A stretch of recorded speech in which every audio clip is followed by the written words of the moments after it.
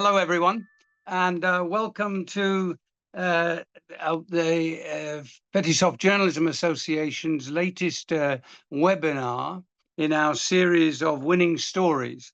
In these webinars, we are talking about the big stories that have won big prizes at the Fetisov Journalism Awards in recent years, and how these stories highlight issues which are of concern to all journalists. And we hope that through this webinar, we will learn more about how the journalists behind these award-winning stories have put their stories together, how they've gathered the information, how they've dealt with the ethical dilemmas that are involved, how they've dealt with issues related to security, and how they've produced stories which are part of one of the biggest global debates that we have today on the whole question of the future of the world as a result of climate change and the implications and the impact of human development and human activity in the environment in general. So we are very, very lucky to have with us today our prize winners, but also people who are going to be able to sort of give really deep insights into the main challenges that journalists face. One of the things that we hope people will get from this webinar will be tips about how to report on climate change and how they're able to make this story full of impact. One of the recent lessons we have learned as a result of the elections that have taken place around the world is a big concern among journalists that sometimes the messages they're putting forward, no matter how ethical and no matter how truthful those messages may be, are not having the impact they hope they would have on the community at large. And a lot of this can be explained due to the problems of disinformation and online communications. So one of the issues that we're going to be looking at is, how do we ensure that there is high quality ethical reporting in this really critical area of journalistic work? As I say that today we've got colleagues from Latin America, from Africa, and from Europe and North America who'll be looking at these various issues. We'll look at the stories themselves, how they were put together. And we've also got an expert on the safety of journalists, Tom Gibson from the Committee to Protect Journalists, who will talk to us about issues related to safety. Because one of the sort of big challenges that we've noticed in the last few years is that reporting the environment itself is a very, very dangerous proposition. In fact, earlier this year, UNESCO, at the time of World Press Freedom Day, produced a report which showed that there is increasing violence now and intimidation of journalists reporting on the environment and climate disruption, with around 750 journalists attacked in the last 15 years. And at the same time, online disinformation has surged.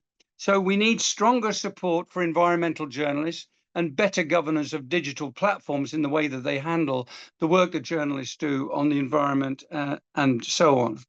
Today, we are going to our panel. We've got a really distinguished panel. We've got Camilo Amaya, who's the project director at Consejo de Redacción. He has a really great sort of CV in terms of his experience and understanding of these issues. We have Tom Brown from the UK and Stella Martany, who will talk about their experience of preparing a story, a really important story on the question of energy production and its negative impacts in Kurdistan. Fredrick Mugira from Uganda is also going to talk to us, and he will bring an African perspective really into the issues which are an extreme sort of concern, particularly in the Nile River Basin, and where his story was developed as well. So we'll make a start in these discussions. If people have questions, then please send them through to us. We'll try to answer questions as we go through the process. We're going to have some presentations, and then what we will do is we will sort of open it up for questions and so on. So please, stay with us, ask any questions you want, and we'll see what we can do. The Fetisov Journalism Awards are, as you well know, the world's richest journalism prize. We've been going for 5 years, and we're having a sort of tremendous impact, and we're very pleased about that. But it's really important to begin by saying that the question of the environment is at the very, very heart of what the Fetisov Journalism Awards are all about. We hold our annual award ceremony on or around Earth Day every year, and we see this issue as being an absolutely touchstone issue in which everyone on the planet has a real interest in knowing the truth about what's going on. And our mission is to help journalists to tell that truth and to ensure that community voices are heard in dealing with these issues. And so with, that brief introduction of what I'd like to do now is I'd like to ask Camilo Amaya from Colombia to make his presentation and take us through the sort of issues that are particularly affecting, of course, the journalists in Central and Latin America. This is the area which is very much the front line for environmental reporting and for the impact of climate change. And it's also the front line in terms of the dangers and risks that journalists face. So we'll be very interested to hear from you, Camilo, about your experience and what you can offer us in terms of advice for future reporting in this area. So over to you. Thank you, Aidan. First of all, I want to thank the Fetisov Award for the invitation. And let's see if this works. I have a little presentation here. Well, today I'm going to talk about Land of Resistance, La Tierra de Resistentes in Spanish. And this is a big project for Consejo de Redacción, the organization I represent here. Consejo de Redacción is a organization based in Colombia, and what we want is to enhance, promote, and strengthen journalism, investigative journalism, especially. So this is one of our flagship projects, and it's about the stories of environmental leaders in Latin America and the violence against them. So the project started in 2018. By that time, there were already some things happening regarding environmental defenders. First of all, in 2016, for example, Michael Force, the UN Special Rapporteur on Environmental Defenders, presented his report to the UN Human Rights Council. The report, some of the findings that he said there, is that Latin America was the most dangerous place for environmental defenders, and 6 of the 10 most dangerous and hostile countries against these people were in this region. There were Brazil, Colombia, Guatemala, Honduras, Peru, and Mexico. Also in 2016, the prominent indigenous leader Berta Cáceres was murdered at his home by hitmen in Honduras. She was opposed to the construction of an hydroelectric dam. It was a really famous case because she was really a well-known figure there. 1 year later, actually 4 months later, in Mexico, another indigenous leader, Isidro Valdenegro, was murdered, also by hitmen after numerous threats, and he was denouncing the deforestation of the Sierra Madre. And in Colombia, my country, but that time also it was a lot of debate in media about the assassination of social leaders, not just environmental leaders, but social leaders. And despite the big evidence and the huge cases, the number of cases, the government at that time denied the systematicity of these murders, saying there were isolated cases, for example. So we have this project. We started this project against the backdrop of more than 500 people in the region being murdered for defending their lands. So at that time, we wanted to do an environmental journalistic project. We were discussing which would be the good approach to this problem. So we thought that a good way to talk about the importance of ecosystems and biodiversity was through the stories of violence against the people trying to preserve them. So we thought that the threats against these people also reflect, in a way, the threats that against the environment too. So this is an environmental project, indeed, but in a kind of different way. And we have seen that the violence against these environmental leaders connects many dots. It connects the local with the global, for example, the importance of the ecosystem for the people who inhabit them, but also for the overall balance of the planet. The importance of these ecosystems in the planet is also something that you can find there.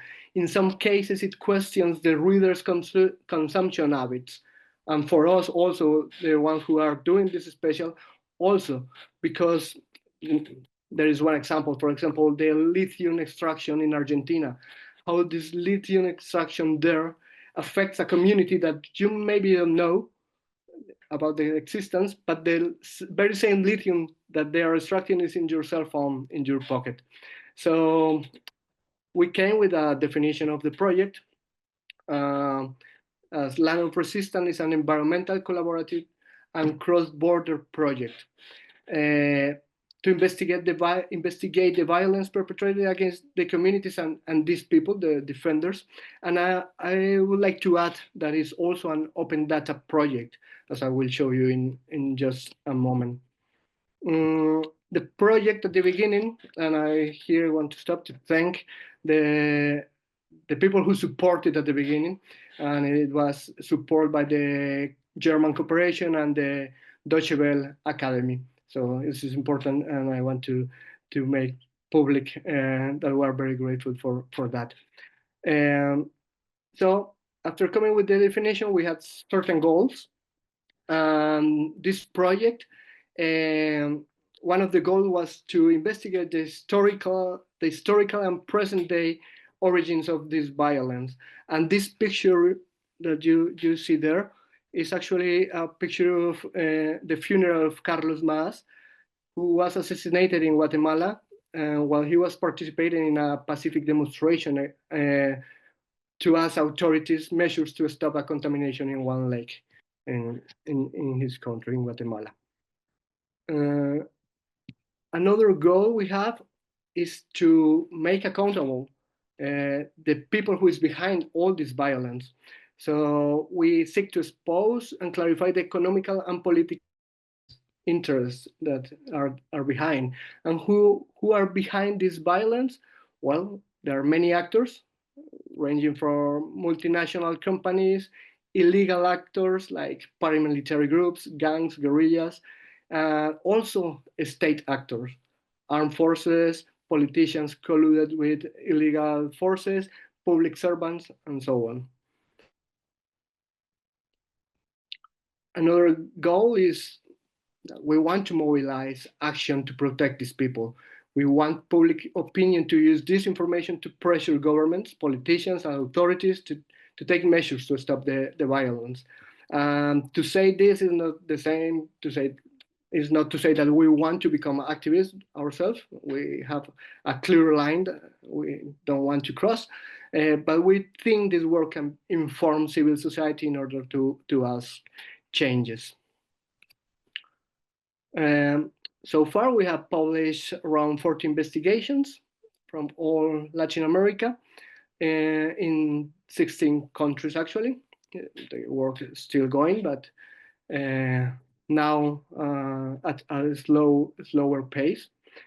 Some countries, of course, they have more than one investigation. Colombia have many because Consejo de Redacción is Colombian, so we have many investigations in Colombia. Some of them, part of them are translated into English and Portuguese. We also have a journalistic special of the entry into force of Escazú Agreement. And in addition to reporting, because this is a project mainly about stories published, but also we have, because Consejo de Redacción is also about this, is about training journalists. So we have had workshops and working with databases, photography, podcasting, all of them free for journalists in the region.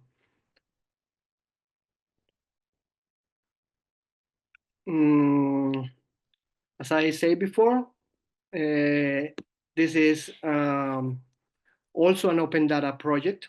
We have consolidated an open database that we try to update regularly, but well, it's not an easy job. Is access free, and you can explore it using several filters. So if you go to the webpage, I will give you at the end of the presentation, and you can see the database and you can explore a little bit. The idea is this database help us and help researchers and organizations to find and investigate new cases. It is not a complete database, but it's very illustrative. Until 2018 is very updated. But for example, in Brazil, we have some troubles to the update because the size of Brazil and it requires a lot of people working on that. So Brazil is a little bit underrepresented. But we have some findings already, and those findings that we found in this database are, for example, that around 50% of the episodes of violence are against ethnic minorities, especially indigenous groups and Afro-descendants. 30%. Being Lenca people from Honduras and El Salvador, the most frequently attacked is the same ethnic group of Berta Cáceres. And so you have an idea. But we also have a lot of ethnic groups here: Mapuche in Chile, Pemón in Venezuela, Chuar and Quinchua in Ecuador, Sionas and Nasa in Colombia, Guarani in Brazil, Raramuri in Mexico, or Ticuna in Peru, just to name a few. There are many more.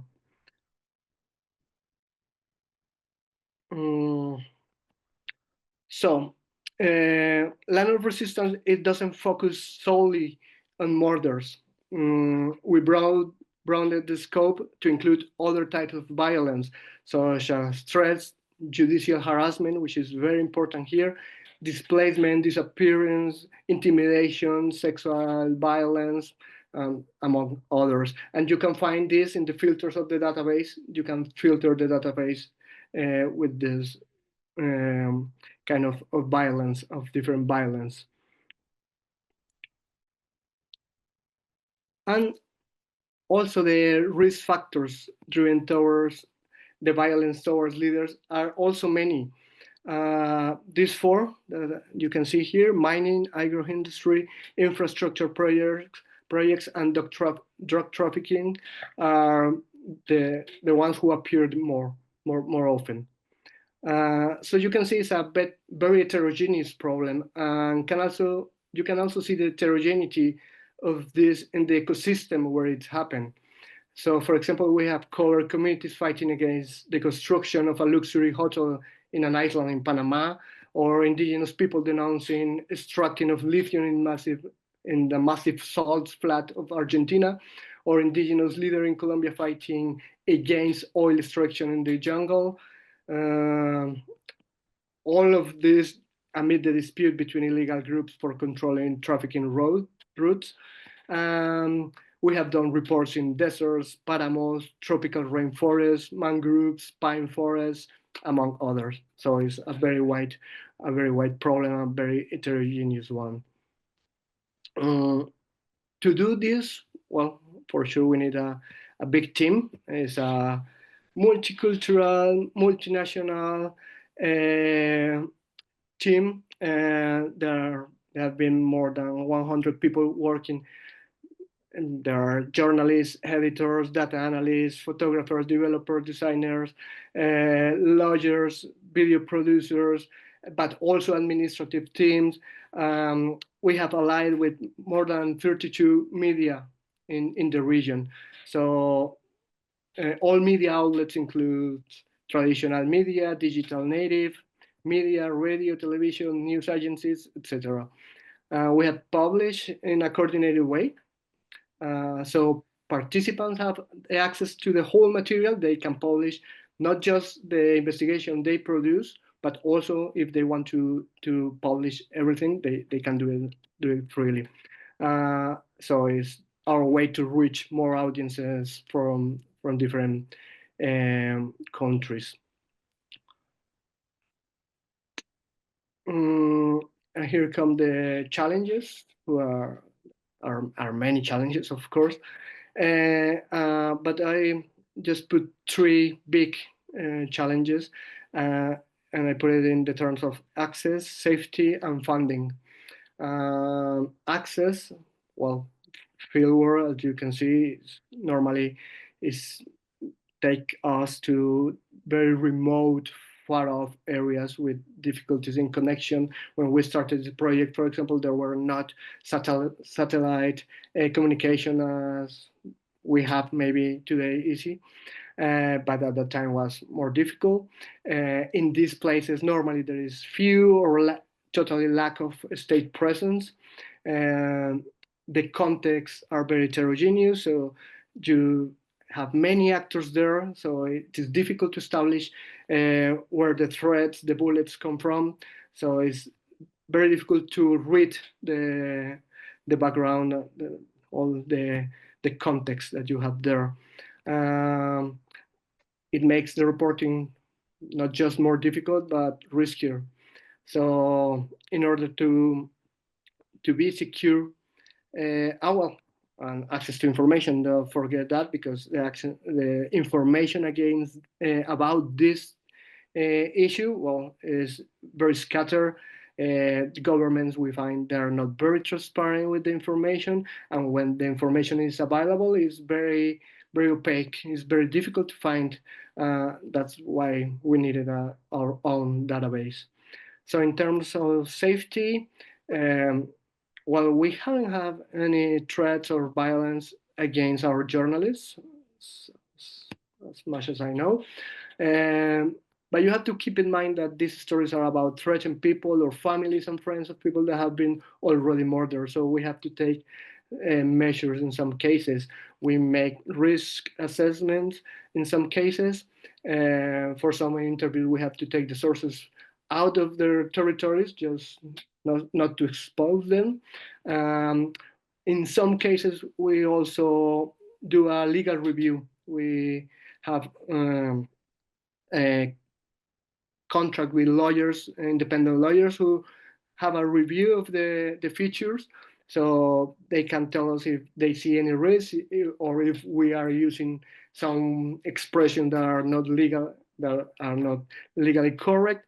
So we can prevent and after a problem with legal harassment or judicial harassment that we have seen is now very powerful here to silence these stories. And lastly, funding. Funding is our major problem. As you can imagine, this is a very expensive project because we have to travel, and all the features that you find in Tierra Resistentes and Land of Resistance are include fieldwork. We have to go to the place. So to reach those places, well, it's costly. At the beginning, as I said before, we had the support of Deutsche Welle Academy, but well, they are like all corporation. They have to allocate resources somewhere else after some time. So now is one of the big challenges. We don't have funding for this, but we think we need to still working on this project because now it's more important than ever. Finally, well, I think this is the end. Thank you. You have the links. The first one is the link in English. So if you put EN at the end, you will find some stories in English. If you want to read it in Spanish without the EN, also the webpage of Consejo de Redacción, so you can know a little bit more about our work. Here is my email. Maybe if you need further clarification. Thank you very much. Thank you very much indeed, Camilo. I have to say, that was a brilliant presentation of a brilliant story. I mean, I have to say, the Land of Resistance story was in every way a piece of excellence in journalism, which is a model of cross-border collaboration, journalists working together, and a shared commitment to the mission. And it won our award in 2021. And I think that really one of the really key pieces of work which you've done here is the sort of recognition that the sources of information you use have to be, above all, of the highest quality. And the dangers are these days are constantly the problems of disinformation, online disinformation, and so on. And I think that it's a reminder that if we want to do good journalism, we have to connect with the people. We have to hear the voices of the people who are unfortunately rendered invisible. And you've described the problems that you have when you're exposing corporate, criminal, and political centers of power that are corrupt and have a sort of corrupt self-interest in trying to suppress the work of journalists and activists and community representatives. So look, thanks very much for that, Camilo. The presentation will be shared in the report that we will produce after this webinar. I mean, I think it's absolutely excellent, and congratulations once again to the work that you and others have done. So I'd like to move along, from Latin America now. I'd like us to sort of have a look at some great work which was done looking at this sort of the problems of the energy industry and local administrations that neglect their responsibilities, which was exposed in the wonderful sort of work Choking Kurdistan. And we have with us Tom Brown and Stella Martany, who are, the people who have driven this project in particular. Tom Brown is a freelance energy reporter, and he's got a really extensive background working for some frontline media like Al Jazeera and the Telegraph and New Lines, and has been investigating oil activity in the Middle East and Africa for a while. Stella is equally someone who works in the field, based in Iraq, and began her career during the conflict in 2016. So both of them come to this discussion rich in experience on the ground of the issues that they're looking at. So Tom, Stella, tell us about your story and what you learned and what we can learn from it as well. Yes. Can you hear me okay? Yep. Right, We can hear you. Yes, very good. Good to see you. Thank you very much. I'll talk a bit about our project and what we did in Iraq and how we got comfortable using the sources of data and the sources that we use to report the story. And then I'll pass it over to Stella, who's obviously got a lot more experience dealing with safety issues and the challenges in the region. So let me just share my screen, 1 second. So our project was looking at oil and gas pollution in Kurdistan, which is the autonomous region of northern Iraq. It wasn't just me and Stella. There's 3 other reporters who worked on this, so 5 of us in total, and I think about 5 editors in total as well. So we were looking at something called gas flaring, which is essentially when oil and gas companies burn gas that they can't sell for economic reasons. So it would cost them too much to store it, so they burn it away. That releases a chemical called benzene, which is carcinogen and leads to many health implications. So causes respiratory diseases, premature birth. And that's one of the reasons why we were looking at Iraq specifically, because there are numerous parts of the world where this happens, like Russia, but in Iraq, the population is the most exposed. This is a flare. If you're not familiar, it just looks like a sort of jet of flame shooting out of a metal tower in the background. And this came together over about the course of 2022 after the Ukraine war, because I was paying a lot of attention to the energy security situation in Europe and how Iraq was playing into that, and certain officials were making overtures to the Kurdistani government. And so we had a look at Kurdistan in particular because the government had promised to phase out all gas flaring by the end of 2022. So it was a project aimed at just completely removing this harmful practice, not just because it's causing air pollution and issues for the climate, it's also just losing the government a lot of money. They waste billions of dollars every year by burning this gas. The infrastructure is very old, and because of Iraq's history, they don't have a very easy way of capturing it and selling it. They have to import oil from Iran and have to approach the US to ask for exemptions about breaching the sanctions. And there's a lot of politics involved, obviously. And so one of the issues about reporting on oil pollution in general is that it requires a very high standard of evidence in order to come to an oil and gas company to claim that there's been pollution or that there's been health damages. And it's simply not enough to interview people on the ground to report their stories, as powerful as they might be. And so we try to do a very different approach to this, which is to look at very sort of esoteric data sources. And so we took an open source database, which is from NASA. And I've got a link at the end if people are interested to follow up about it.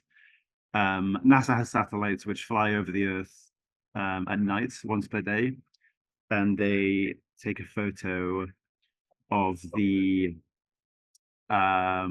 heat signatures essentially, but also luminosity, so reflective light. They're not just used for flares; they're used for like ice, vegetation, forest fires. But one of the things we realized is that gas flares burn very, very high temperatures. They're about I think the only thing equivalent in terms of the heat is volcanoes. So if you have something burning at sort of 8,000 degrees upwards, it's likely to be a flare.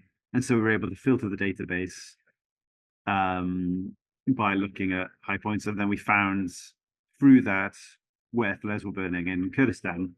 And so that gave us an opportunity to have a look at the government's program of phasing out gas flaring. By the end of 2022, we could, not just create a map, but we could also have a look at when the flares had happened and try and track the government's progress and see, are they actually phasing out the flares like they promised that they would? And so this was the starting point of the investigation. We spent a lot of time identifying areas where we were interested in, which we could actually get access to, and we could do some reporting on the ground. There's a lot of flares in regions which we just simply wouldn't be able to reach.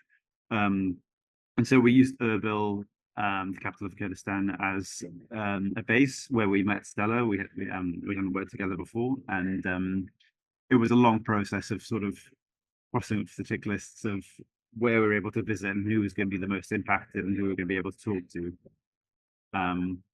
So as you can see from the data that we gathered, this is the point at the end of this graph where they were supposed to phase out flaring starting in July 2021. They're supposed to do it by the end of 2022. So they did start decreasing, and then towards the end it started spiking back up again towards the summer when people aren't using gas, so the oil and gas companies were burning it. And yeah, we found that people were much more exposed to gas flaring in Iraq than basically any other country in the world, including Russia, mostly because people are sort of very spaced out and aren't living as close to the facilities as they are in northern Iraq. And so I know a lot of people will be kind of wondering how this is applicable to the work that they do. This isn't like an open source data set, like anybody can go and use it. It does come in very kind of difficult to handle CSV files. But I will say, as some sort of general advice, one of the things we did do is just constantly look at kind of Google Maps. We looked at Google Earth, so you can zoom in on the flares and see, is this a flare site? You know, you can often see if they're burning from just Google Earth historic data. So if you go on Google Earth historic view, you can often see if the flares, even lit at all, and that's very helpful for just making sure you're not kind of getting the wrong end of the stick on the data. There's also open source infrastructure maps, which are extremely helpful. And so, like, as much as you're kind of fiddling around with data, it's important to go back and just double check you've got it right. And also, you can use Google for photos and Google Earth images as well. So these are the three sites we focused on. Lalish, which is a historic site of the Yazidis. It's one of their religious sites, and they have a lot of gas flares, as you can see, very close to those. And then two sites, one of which is a Syrian refugee camp. I think just gonna exit this so you can actually see how the story turned out at this stage. If I can just kind of move my bar a little bit. Yeah, so this is footage we took, if you can see that still, of Kurdistan. So this is the flare in the background. This is all video footage we took in person. Stella was with us the whole time. We wouldn't be able to have done it without her. We approached all these oil and gas companies for comment. Took a very long time deciding where to go. And then we incorporated the data that we did into visualization. I'm not going to sort of spend time with the text, because there's a link in the PowerPoint that will be shared later. But this is just to kind of demonstrate where the flares were happening. And this is the phase out date, 2018 going onwards. You can see that the flares are changing. And so in about kind of 2021, this is the point that flares are supposed to be phased out, but as you can see, they're continuing.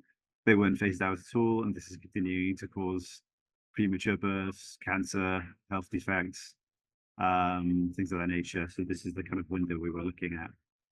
And so I'm going to move on shortly. These are some of the photos we took. This is the data visualization showing the kind of density of pollution from aerosol data we used. This is near Erbil. This is Lalish, the Yazidi holy site, Syrian refugee camp, which is nearby. Okay. Oh, and I was going to talk a little bit about this is just the kind of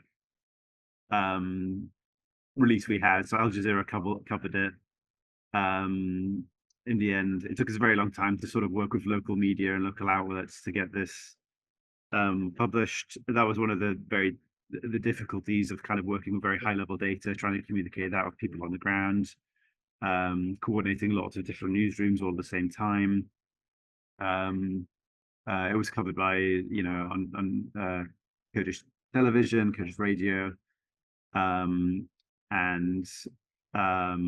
yeah, we spent a lot of time trying to work with as many people on the ground as possible. This is just some of the behind the scenes stuff that we did. And yeah, at the end, if people are interested in doing this kind of work with flares, and you can also use it for fires, you can use it for any kind of pollution which involves a fire, basically. Here's a GitHub that will be shared later on with people. Yeah, our data scientist Christina Last, who spent a long time doing all this, is eager for people to contribute and to share it and to work on it as well. So we're very happy that it came together the way it did. But all of it wouldn't have been possible without Stella, who was our journalist on the ground, who took us to these communities which were impacted by gas flaring. We could, of course, have stopped the investigation with the data analysis. We could have just done some data visualizations and then sort of wrapped it up and published something based on that. But we really thought it was important to go and do some reporting on the ground, and that wouldn't have been possible without my colleague. So I'll just end that there for now and hand things over, if that's okay. Thanks, Tom. Is Stella able to join us now? She was on the call a second ago. She's based in Iraq, which constantly has power outages. So I'll just sort of keep on. Well, actually, I mean, look, what we can do is, I mean, her experience on the ground is incredibly important, incredibly valuable, and actually, I think that's really one of the most important aspects of your story about how the logistics of simply dealing with the issues on the ground, communicating with local people, dealing with the authorities, dealing with sort of the impediments that are actually sort of and obstacles that are put up is extremely important. But we can come back to her, and we can take her testimony, you know, later on. That won't be a problem. We can include her as soon as she's around. We'll try and find a way of putting her in. Is that okay? Sounds good to me.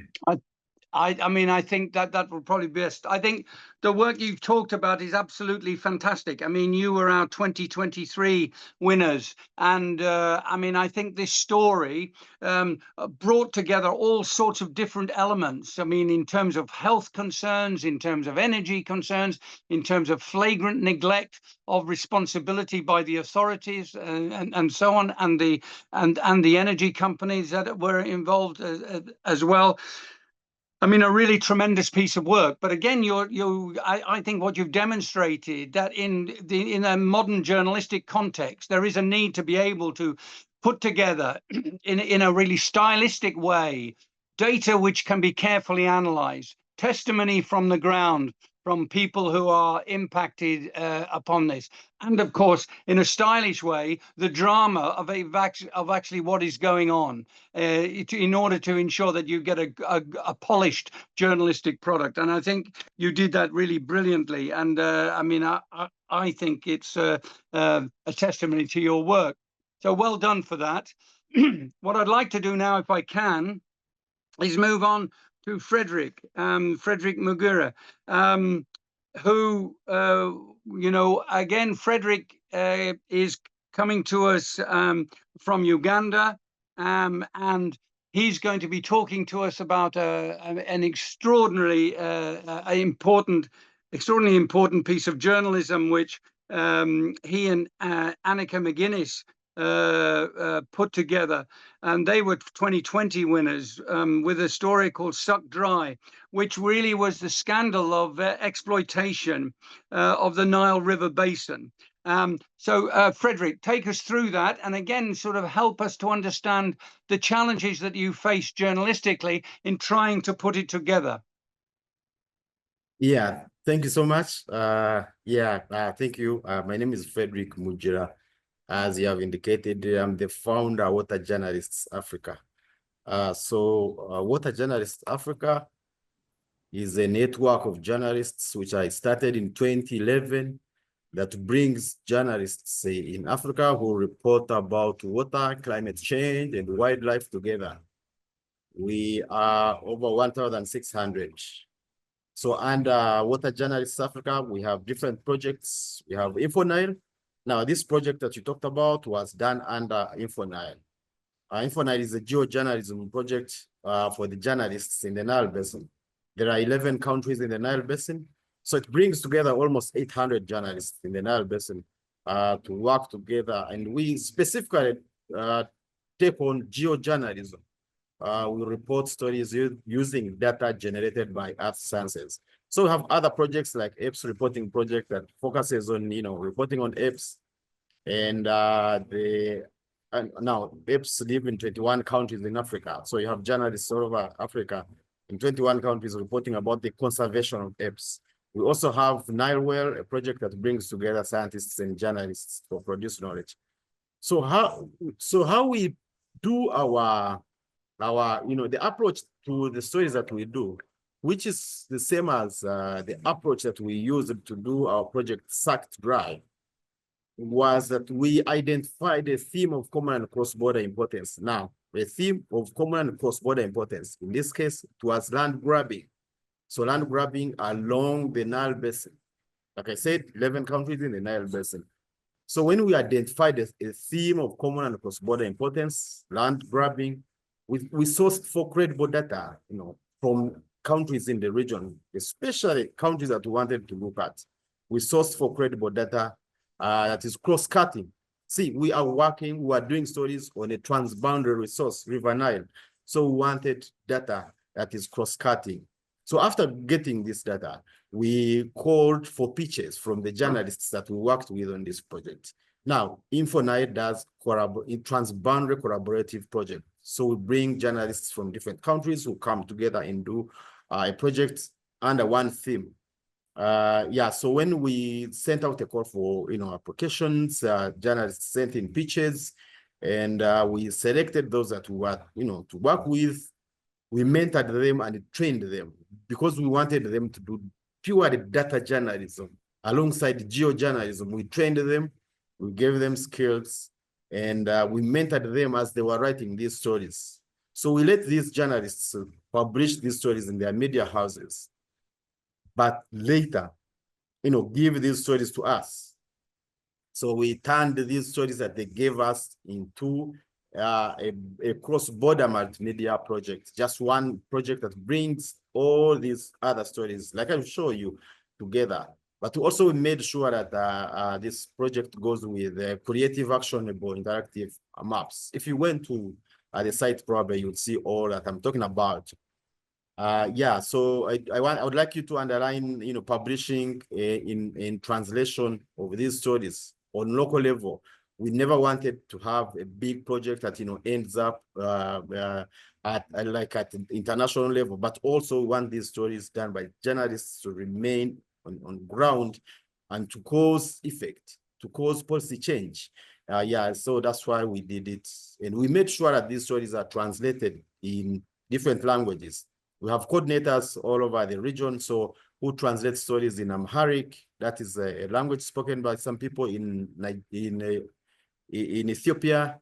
You have Kiswahili, you have French, and also Arabic. So we had these stories translated in these languages to reach, the rural communities.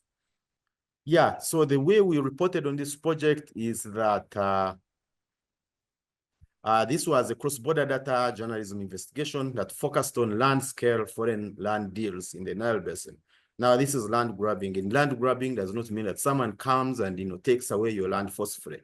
Like someone can grab your land, through the government, the deals, the way they do it, bribing here and there, and tomorrow you find yourself taken off your land. Government saying we want to put a big investment project here, so they take you off your land. That's how we focused on this project, specifically land scale foreign land deals in the Nile Basin. This was a year-long project. We involved almost a dozen journalists. We had researchers, we had drone photographers, videographers, and also data wranglers that we brought together to do this project. Probably a question may come, where did you base on this to start such a project?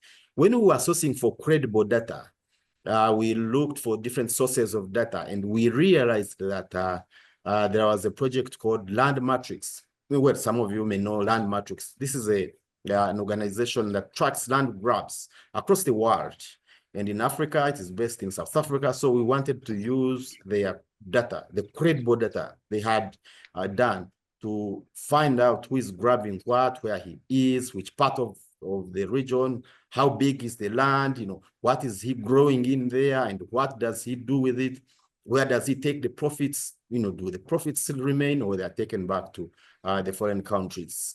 So you realized in there that the challenge, one of the main challenges for journalists in the region to do such a project is sourcing for credible data.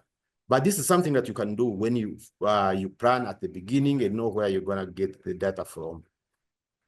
So we produced 12 stories These stories were published in different national media houses, published by different media houses.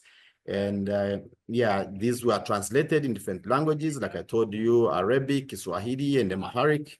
And they were published on our website, InfoNile.org.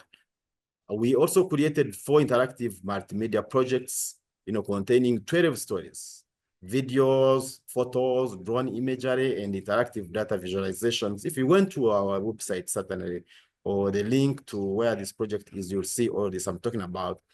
But also, we mentored journalists in data, journalism. We don't just aim at, writing these stories, but we want to make sure that the journalists we give grants and, work with can take on such a projects in the future. So the challenge there is, you find, most journalists in the region lacking skills in data journalism. So we train them. We don't only leave them to do stories like we want, but also support them and support their media houses to publish these interactive data visualizations. For some of the media houses in the region, of course, you find challenges with the publishing stories that have interactive data visualizations because they have no desks, for data journalism, and also they lack some skills. So we thought probably it was important for us to support them. We learned several lessons, of course, as we were doing this. We found out that storytellers and media houses still choose to go it alone instead of collaborating. Now, I would like us to underline collaboration and know that we're doing investigative environmental studies. It is very important to collaborate. Like I said in the beginning, these are transboundary resources. Like you're doing a story, for the Amazon. I mean, the big forest. You're doing a story for Congo forest, for example. You're doing a story on River Nile. These are transboundary resources. They are resources that go beyond our borders. So then why would we compete when we are writing a story on one resource? Yeah, so we found the storytellers and media houses still choosing to go it alone instead of collaborating. We found little or no exposure to collaborative journalism. Journalists don't know the importance. They don't know who should do the what, so they do. That's the reason why some of the media houses never care about collaborative journalism. I'd like to underline the fact that collaborative journalism is very important while doing this, doing environmental studies, because of the threats, the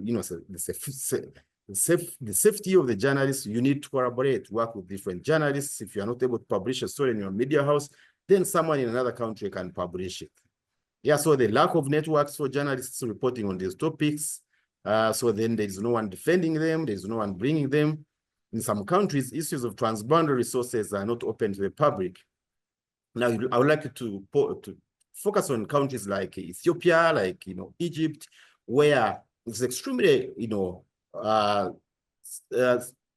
it's extremely hard for journalists to write about, stories around the water, the use of River Nile water, because it is extremely sensitive to write on these topics. The governments will question you why you're writing about these topics, and, your motive.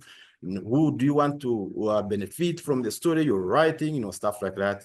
Yeah, so it's extremely hard to write on these issues, but also little budget. Someone talked about the budgets to take on such a long, big projects. Not so many media houses can do this.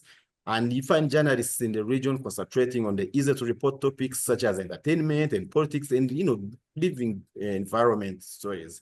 And in that case, you find environmental stories buried deep inside the newspaper. It never comes to the first page like you would expect.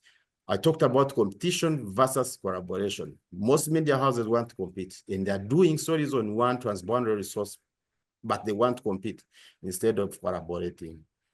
But also, there's a very big trust gap between journalists and scientists that we found.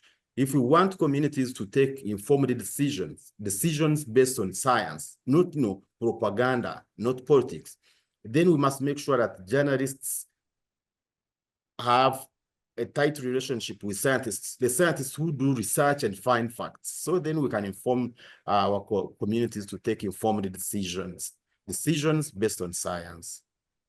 Yeah, so, well, from our experience and how we have been doing this for almost, over 10 years, we found out that stories on transboundary topics should have a regional significance. If you're writing about these transboundary topics, they should have a regional significance. For the Nile Basin, these stories on the Nile should have a regional significance, not the significance for your own country.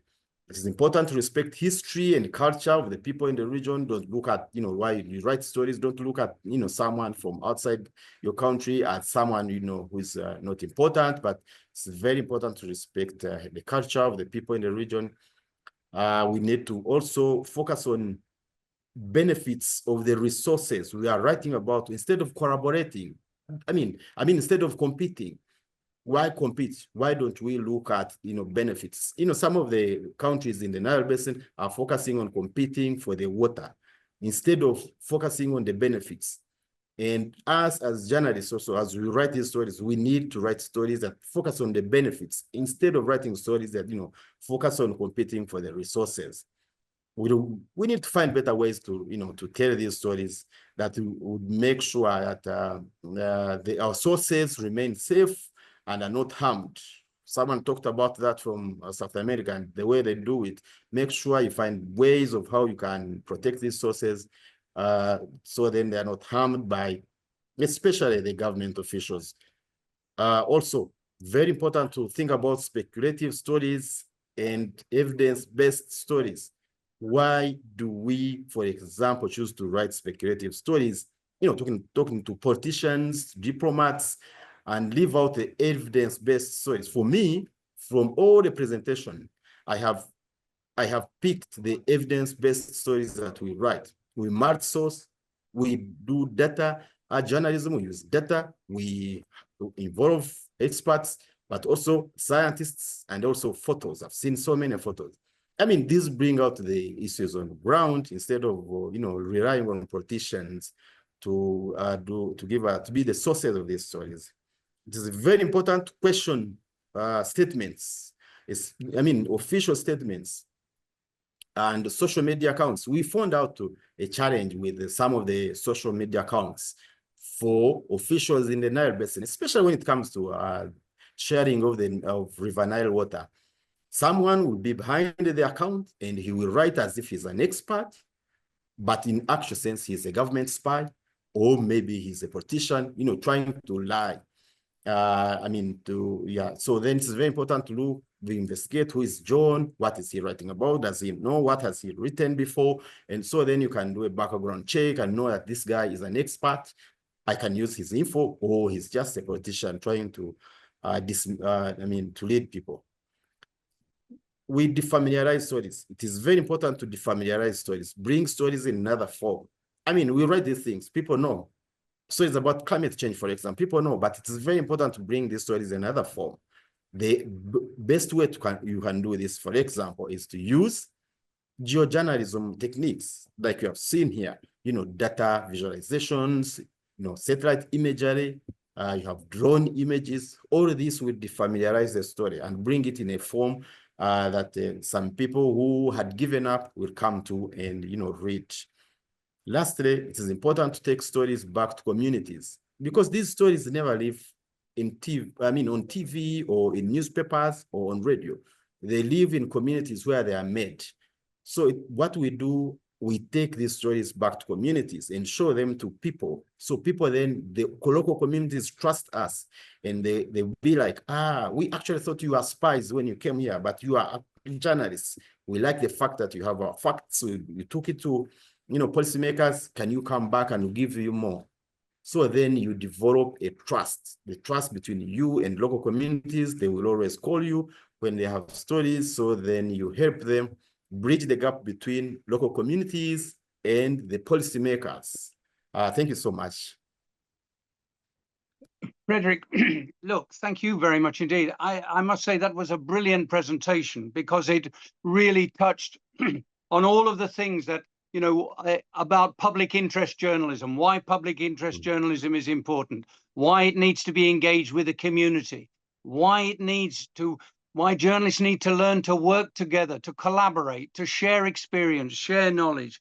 In many ways, I'm delighted to hear what you've got to say, because you actually point to a future for journalism which is collaborative, focused on community and you know, above all, seeks to build new alliances and break down the trust gaps that exist between experts and journalists. And I think that, you know, the work that you've done founding Water Journalists Africa and InfoNile is just fantastic. I mean, it really just shows journalism really in the vanguard of dealing with the community. Thank you so much for sharing that. And I'm really very happy that it's actually going to be shared after this webinar in the report that we'll make. So thanks for that. Now, I hope Stella is with us, and Stella will be able to add a few words from her experience in Iraq in the story on choking Kurdistan. So Stella, are you there to fill in a little something about your experience in Iraq in dealing with that story? We've already heard in great detail from Tom some background to the story, but tell us about your experience and what you learned from it. What were the lessons you learned from that? Hi, Aidan and everyone. I'm sorry we had a power cut earlier, so Okay. yeah, when Tom was speaking, I lost touch. Yeah, it's good to see you and hear from you all. I was lucky, to be honest, to work with a great team on this story. It's like it's a power team. I can tell, like I can say it was while we were working in field together, it was not free of challenges, but we were able to like overpass the challenges. But then later we faced a lot of challenge, of course, because we're talking about Iraq. Everything is like highly politicized here, especially media and journalism and environment. There was a lot of there was lack of data and lack of information, lack of transparency from the government and the private companies. So it's not really as easy to obtain information and accurate data about almost anything in Iraq. But when we speak about environment and specifically like oil and gas industry, it's highly politicized and more sensitive. Like even the staff of oil companies are not allowed to walk into the oil companies with their phones, just to avoid any leaking of information about corruption. So it's very hard to get access to these sites. It's very difficult to go like legally get access and film in the oil flaring sites. This is another challenge we faced. But at the end, we were able to like obtain permissions, speak to people. Aidan, you mentioned earlier, like it's very important to stay close to the people and to the communities. That was one thing we learned also through this story, because we had a lot of help and support and documents like provided by the local communities. I mean, when it comes to environment, there are lots of stories because environmental journalism is growing in Iraq in general, especially in the past year or 2 years, a lot more than before, because we've been through a lot of wars and conflict. There was a lot, like there's always been mismanagement, weak governance in Iraq, lack of strategic planning, and especially when it comes to environment. And this had led to many environmental issues and challenges piling up, including like water scarcity and the impact of oil industry and other industrial pollution. The water problems with Turkey and the low levels of water in Tigris and Euphrates. We always hear about sandstorms in Iraq, but there's still like a lot of environmental issues and big ones that are undercovered due to like involvement of state actors and risks to journalists, and that includes like deforestation, uncontrollable wildfires, and burning farmlands by Turkish bombings in northern Iraq. That's like difficult to reach areas, or sometimes you're prevented to cover it by the government actors. The waste management, burning of waste. It's also another undercovered story. It's a habit that's also growing in Iraq. But it's usually like these kinds of stories are overshadowed by larger scale crises. Like in case of Iraq, it's usually the water crisis and oil pollution. There is a lot of toxic waste from previous conflicts and wars.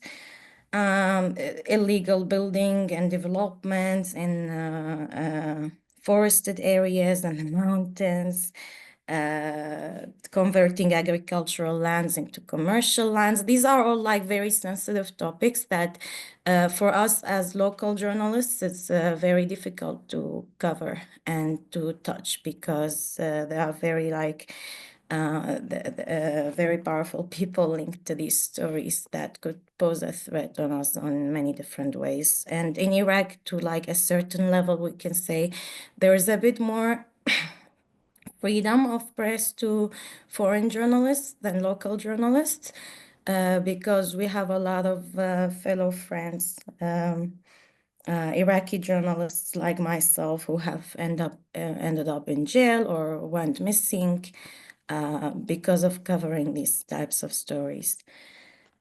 So international media has a better voice than us in general, and that's why I was delighted to work with Tom and with my colleagues on this story, because for me to do it alone or independently to touch a sensitive topic like this could be like life-threatening, to be honest.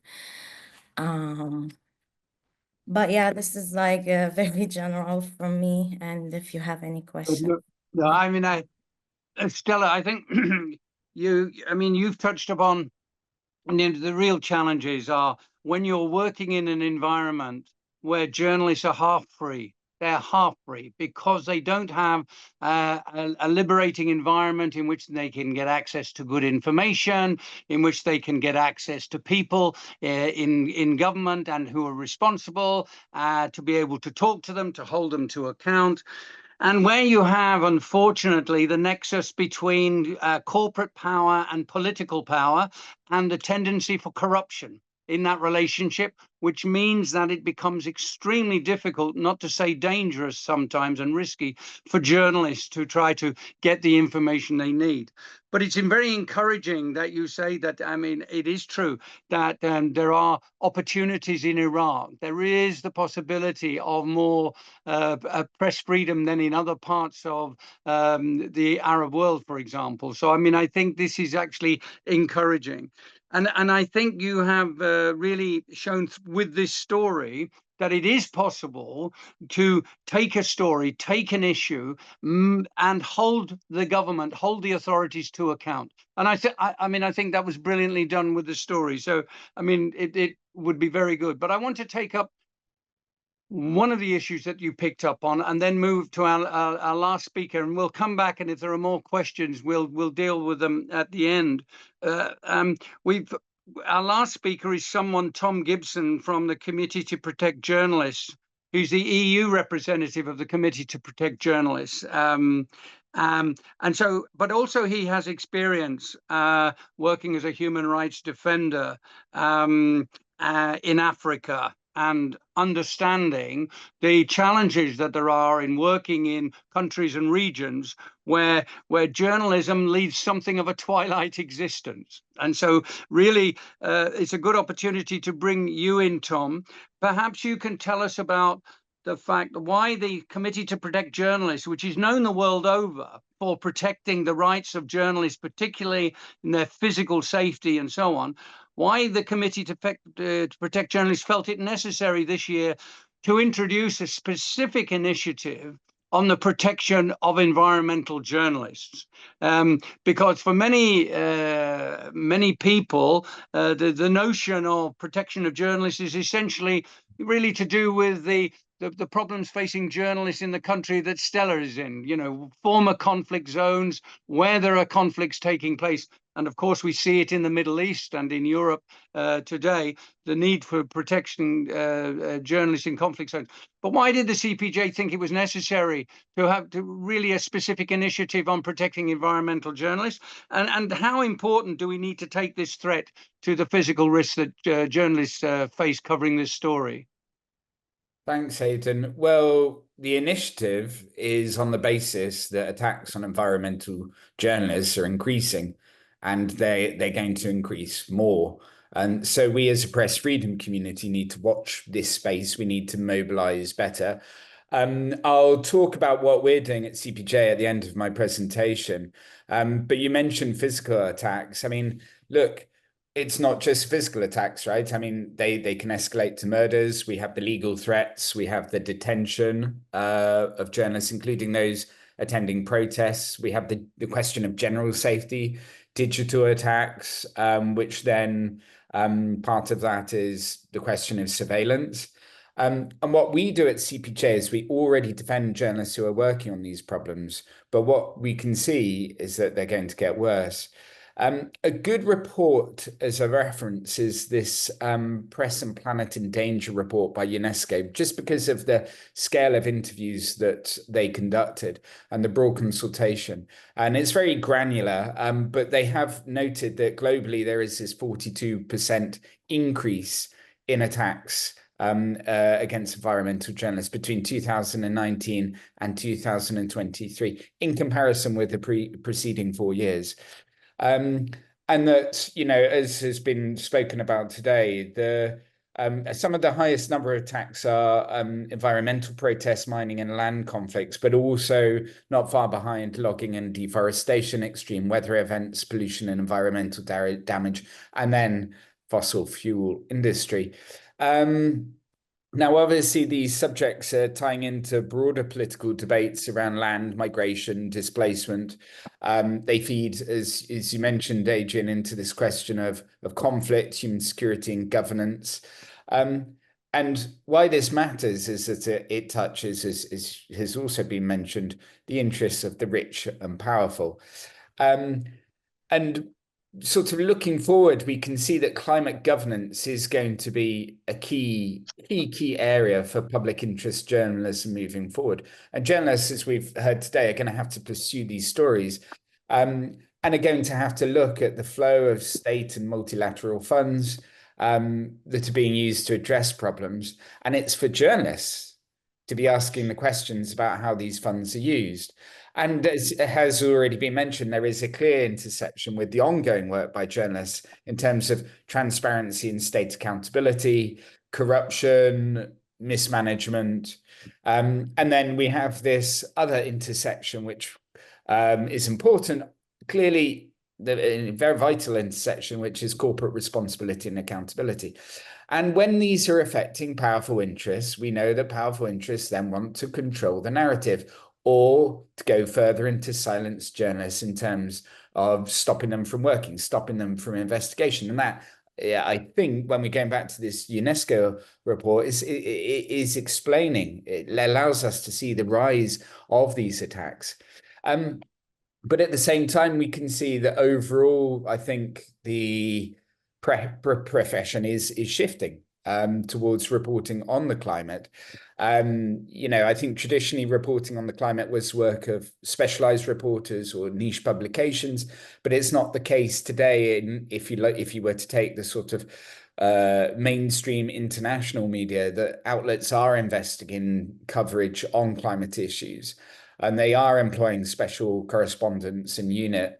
This cross-border collaboration question is interesting. I think we are seeing more of it in Europe.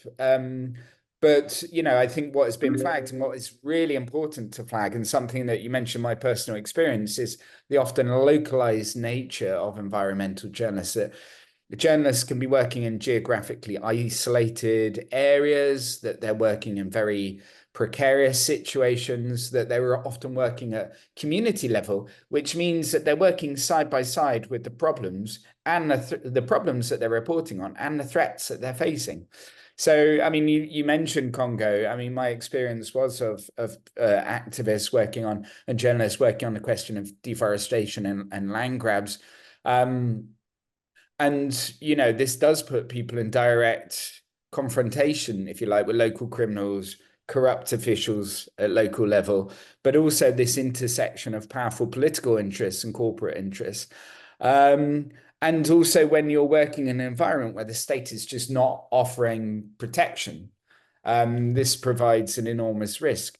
And I always touch on this, but we need to touch on it, as touched on before, this question of censorship, right? So what is being recorded and what isn't, and what we know and what we don't know. So again, sort of projecting all of this forward, as the climate shifts from a 1.5 global temperature increase to a 2% global temperature increase, it feels like the climatic conditions and the response of governments is going to be petrol on the fire for the threats that we're already dealing with at the Committee to Protect Journalists and the threats that journalists face. So when we're dealing with this increase in wildfires and heat waves and flash floods, we're going to have to do more to protect journalists. And a free press is also going to be critical for us as human beings, right? To be able to communicate, to navigate problems. You know, never before have the words public interest journalism had so much meaning. But we're going to see that journalists themselves are going to take greater risks because of safety hazards and the unpredictability and extreme weather events that we may see. And then I think throw that into the mix, journalists are going to be operating in these environments which we see already, which are underpinned by disinformation, a denigration and attacks on the press by political leaders, on journalists. We see this lowering in trust of traditional mainstream media. So we have a real cauldron here of sort of censorship, disinformation, and increasing risk for public interest journalists. And I'm sure afterwards we can talk about possible solution, but I do want to flag that our traditional advocacy as a press freedom community is going to become more challenging. It's going to become more difficult in terms of our work on impunity and the rule of law, the role of law enforcement, addressing the criminalization of journalist work. That this is going to be conducted with these enormous pressures that are going to start to manifest themselves. And also, you know, I think that as we all know, with states where, well, not just states where there isn't, where we have problems of rule of law and functional state institutions, dysfunctional state institutions, much relies on journalists to make themselves better. And what I've definitely seen at CPJ since I started in 2017 is that there has been a strengthening of the press freedom group's ability to strengthen journalist safety in terms of coordinating emergency financial support, training for high-risk reporting, making sure that journalists have increased situational awareness. You know, these are things like risk assessments, helping with stress management, dealing with trauma, etc. And I would encourage people to check the CPJ website for some of these resources, but also to see how we fit into the broader ACOS Alliance, the Journalists in Distress Network. There are these communities there that are looking to protect journalists. And on our website, you'll find, and again, I'm not just here to promote our resources. I actually do genuinely feel that they're very helpful.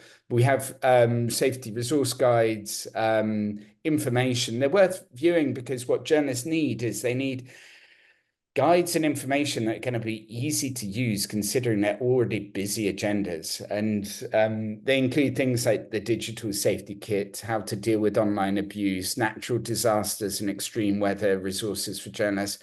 journalists covering protests, what to do if you're arrested or detained. And we also offer one-to-one personalized consultations and group workshops, as well as providing emergency funds. And this type of support that we provide is just going to have to increase in the decades to come. So, I encourage people to, read the resources at your leisure. And in part, some of this is just a tick list of things that you should be thinking about. And you also, Aidan, you mentioned the Climate Crisis Journalist Protection Initiative. And this is, the overall purpose is to look at the rise in violence against journalists. And why do we do this? Why is it important? It's because as a press freedom community, we're just going to have to be better on top of the situation, which means, we're on top of establishing what the emerging safety trends are, but also geographical areas of interest, supporting journalists in terms of increasing support for their needs. And we're undoubtedly going to have to see more of these initiatives moving forward. To finish off on that note, my experience knows that, journalists can work in isolated situations, but, the help's out there. So feel free to take it. Thanks very much indeed, Tom. I mean, that's really, really very useful. You've touched on, again, a number of issues that where we are.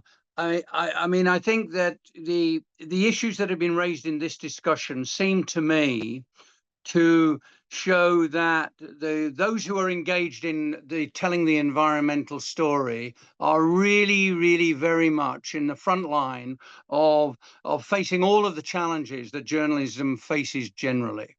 The problems of corporate and political centers of power exerting undue influence on journalists and their stories, the problems of censorship, the problems of an online environment which is really, really toxic, and it's very difficult. If we've got any questions, people should pose them. But what I really feel in this discussion as a whole, what we've found is a number of issues which come up all the time and are increasingly important. One is the need to ensure that the information that we are putting out, particularly related to the climate and environmental issues, is sound, it's accurate, it's fact-based, that it's reliable above all. Because in this mix of incredible problems of disinformation which exist on all sorts of levels now, it's really very important that there is one stream of public interest information which is emerging, and that should be journalism, which is actually reliable. So this question of telling the truth is absolutely important.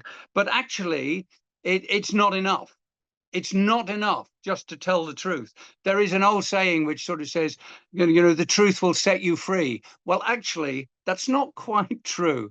The problem is the truth you may be telling the truth, but unless you connect with the community and understand what the community is saying and understand the voices that are from within the community, and unless you're reflecting that, you cannot, therefore, understand the context in which the truth is being received. And sometimes people may not give as much prominence to the truth about where things are as they will give to their own self-interests. And I think that may be an explanation for some of the election results that governments and media are shaking their heads over in recent months, not just in Europe, but also in North America and around the world. It's very important, this question of connection with the community. And from what we've heard today, both in Latin America and in Africa, and of course in the Middle East, this issue of connecting with the community seems to me to be absolutely the cardinal principle for securing trust in what journalists are trying to do. And I think, therefore, this is a long way away from just relying on a virtual environment in order to gather information and to disseminate that information. At some point, we have to have the authentic voice of the community being heard through journalists, and it'll be very important to see how we develop that. the issue that Tom raises on the question of security and the environment in which journalists are working couldn't be more important, because of course the controversial nature of the debate about climate change and the environment continues to the extent that there are so many vested interests threatened by full transparency on these issues that there is more, the likelihood is that we're going to have more pressure on journalists in the period to come. So I wonder if there's anyone on the panel who wants to sort of pose a final question or a thought from what we've heard so far.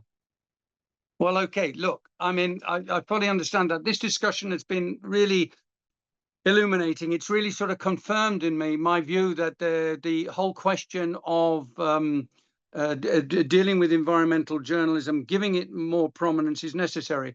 I think the lessons we've learned here are collaboration, cross-border collaboration, the mix of different media methods in order to present our stories, ensuring that it's stylish, but not stylish at the expense of quality of content, veracity of content, reliability of content. We've provided some information to go with this webinar, and there will be the publication of this report. This will be put online, so it'll be available to everybody. And we've also providing some guidance, some useful guidance, which is available for journalists, broadcast journalists, journalists working on other platforms, journalists working in the regions Africa, Latin America, and so on. And it's very important to go to these sources of information to assist and develop the way that journalists are working. Please let us have your feedback about what you think about this webinar, how useful it has been, and what more we in the FJA can do. This series of webinars is designed to analyze good journalism, see where it comes from, understand the challenges that are being overcome in order to produce this sort of journalism, but at the same time to encourage journalists to take on this story. It's very difficult. And one of the issues that we heard about that makes it more difficult is getting publishers to take it seriously, to give prominence to these stories, which are often technical stories, often require the need to understand data, which is sometimes needs some understanding, insight, and explaining. And journalists need to be able to do that, you know, with some confidence. So accuracy and fact checking, balance and fairness, transparency and disclosure, these are absolutely the key ethical sort of principles that we want to stick with. But I think above all, and from what I've heard today, sensitivity to the community and to cultures. And a final word, I suppose, is one of the things, given that newspapers, but all media, particularly online media, have a tendency towards fear-mongering and scaremongering. And there's that sort of potential for creating sensationalism and fear-mongering around the climate story and the environment story is actually very easy. We have to be aware that there is a danger in being doom-laden in what we say. If we say there's nothing that can be done about it, that the situation is too critical, we actually create a situation where people are more likely to feel powerless, that they feel that there's nothing that they can do in the face of a movement in which is going to be a steamroller over them, their communities, their cultures, and their lives. And that would be a dreadful thing to do. We have to constantly reinforce the message that people can make a difference and people can reinforce change. And they have to take the advantage that they get with access to journalism and access to good journalists to be able to make sure that they are part of the process of trying to change the course of governments and change the course of a corporate community which is not yet fully engaged in dealing with issues related to climate change or, and so on. So thank you all very much indeed. It's been, you know, a tremendously interesting dialogue. I have learned a lot from this particular exercise. The recording of this webinar will be made available in a few days. And I must say, I feel after this discussion, I feel even more confident and optimistic that we can actually reinforce the importance of good environmental and climate journalism. So next year it will figure very strongly once again in the Fetisov Journalism Awards presentations for the winners for next year. And I hope very much that we will be seeing and hearing from you in the coming period. If you have any more ideas, any more thoughts about what more we can do, please let us know. There will be more Winning Stories webinars in the coming months. We'll let you know about them well in advance, and we hope that we'll be able to see you there. So thank you very much, everybody. Thank you for taking part, and good luck with your work in the future. See you soon. Thanks very much. Bye-bye. Thank you. Thanks a lot.